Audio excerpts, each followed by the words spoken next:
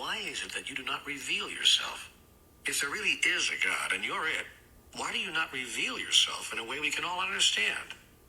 I have done so over and over. I'm doing so again right now. No, I mean by a method of revelation that is incontrovertible, that cannot be denied. Such as? Such as appearing right now before my eyes. I am doing so right now. Where? Everywhere you look.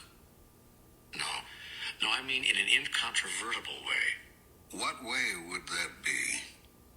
In what form or shape would you have me appear? In the form or shape you actually have. That would be impossible. For I have no form or shape you understand. I could adopt a form or shape that you could understand, but then everyone would assume that what they have seen is the one and only form and shape of God, rather than a form or shape of God, one of many. People believe I am what they see me as, rather than what they do not see. But I am the great unseen, not what I cause myself to be in any particular moment. In a sense, I am what I am not. It is from the am-notness that I come, and to it I always return. Yet when I come in one particular form or another, a form in which I think people can understand me, people assign me that form forevermore. And should I come in any other form to any other people, the first say I did not appear to the second, because I did not look to the second as I did to the first, nor say the same things. So how could it have been me? You see, then it matters not in what form or in what manner I reveal myself. Whatever manner I choose, to whatever form I take, none will be incontrovertible. But if you did something that would evidence the truth of who you are, beyond doubt or question, there are still those who would say it is of the devil, or simply someone's imagination, or any cause other than me. If I revealed myself as God Almighty, King of heaven and earth, and moved mountains to prove it, there are those who would say it must have been Satan. And such is as it should be. For God does not reveal God's self to God's self from or through outward observation, but through inward experience. And when inward experience has revealed God's self, outward observation is not necessary. And if outward observation is necessary, inward experience is not possible. If then revelation is requested, it cannot be had. For the act of asking is a statement that it is not there, that nothing of God is now being revealed. Such a statement produces the experience. For your thought about something is creative and your word is productive, and your thought and your word together are magnificently effective in giving birth to your reality. Therefore shall you experience that God is not now revealed, for if God were, you would not ask God to be. Does that mean I cannot ask for anything I want? Are you saying that praying for something actually pushes it away from us? This is a question which has been asked through the ages, and has been answered whenever it has been asked. Yet you have not heard the answer, or will not believe it. The question is answered again in today's terms and today's language, thusly. You will not have that for which you ask, nor can you have anything you want. This is because your very request is a statement of lack, and you're saying you want a thing only works to produce that precise experience, wanting in your reality.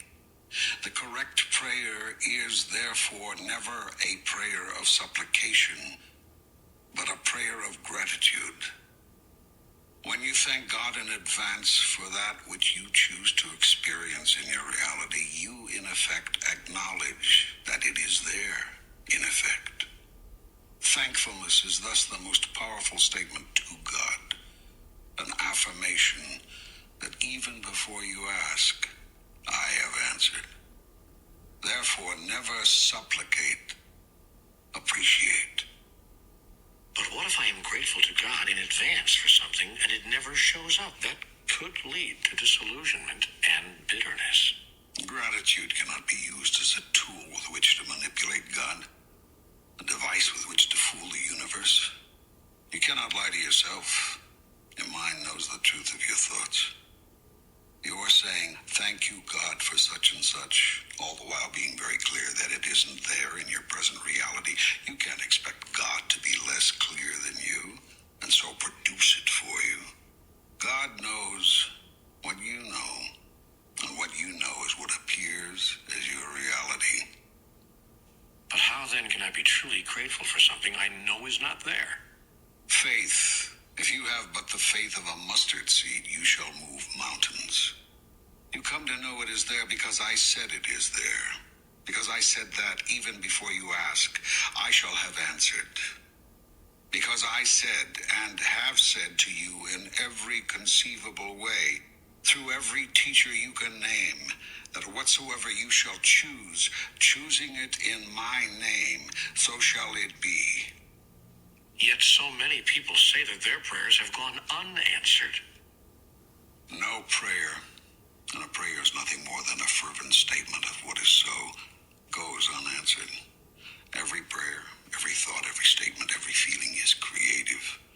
To the degree that it is fervently held as truth, to that degree will it be made manifest in your experience. When it is said that a prayer has not been answered, what has in actuality happened is that the most fervently held thought, word, or feeling has become operative. Yet what you must know, and here's the secret, is that always it is the thought behind the thought, what might be called the sponsoring thought, that is the controlling thought. If therefore you beg and supplicate, there seems a much smaller chance that you will experience what you think you are choosing.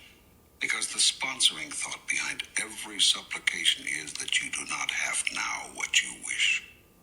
That sponsoring thought becomes your reality. The only sponsoring thought which could override this thought is the thought held in faith that God will grant whatever is asked without fail. Some people have such faith, very few. The process of prayer becomes much easier when, rather than having to believe that God will always say yes to every request, one understands intuitively that the request itself is not necessary. Then the prayer is a prayer of thanksgiving. It is not a request at all, but a statement of gratitude for what is so. When you say that a prayer is a statement of what is so, are you saying that God does nothing? That everything which happens after a prayer is a result of the prayer's action? If you believe that God is some omnipotent being who hears all prayers, says yes to some, no to others, and maybe but not now to the rest, you are mistaken. By what rule of thumb would God decide? If you believe that God is the creator and decider of all things in your life, you are mistaken. God is the observer, not the creator. And God stands ready to assist you in living your life, but not in the way you might expect. It is not God's function to create or uncreate the circumstances or conditions of your life. God created you in the image and likeness of God. You have created the rest through the power God has given you. God created the process of life and life itself as you know it.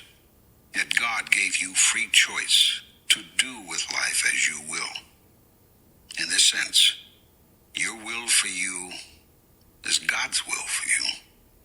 You are living your life the way you are living your life, and I have no preference in the matter. This is the grand illusion in which you have engaged, that God cares one way or the other what you do. I do not care what you do, and that is hard for you to hear.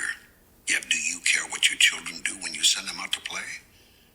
Is it a matter of consequence to you whether they play tag or hide and seek or pretend? No, it is not. Because you know they are perfectly safe. You have placed them in an environment which you consider friendly and very okay. Of course, you will always hope that they do not hurt themselves. And if they do, you will be right there to help them, heal them, allow them to feel safe again, to be happy again, to go and play again another day.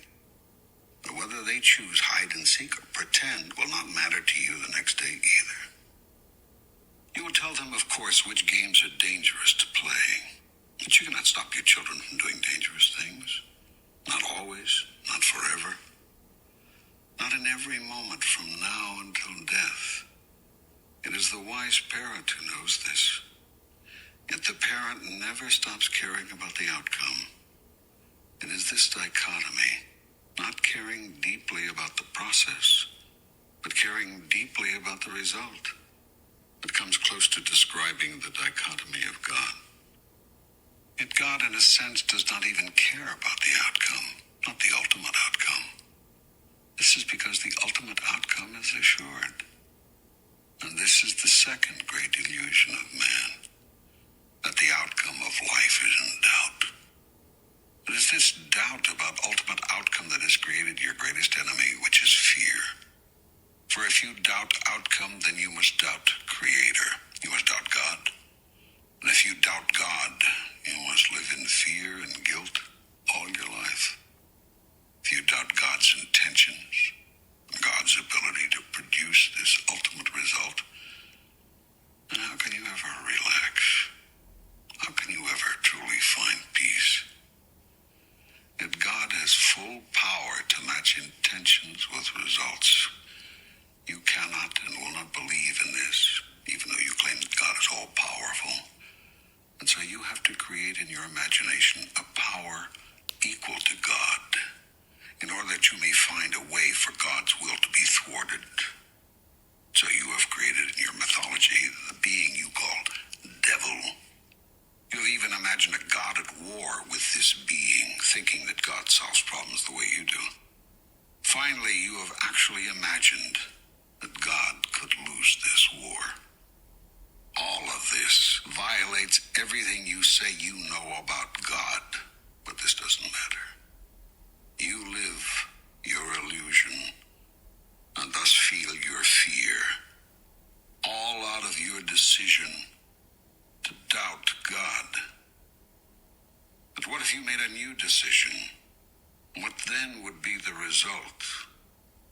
I tell you this, you would live as the Buddha did, as Jesus did, as did every saint you have ever idolized. Yet, as with most of these saints, people would not understand you.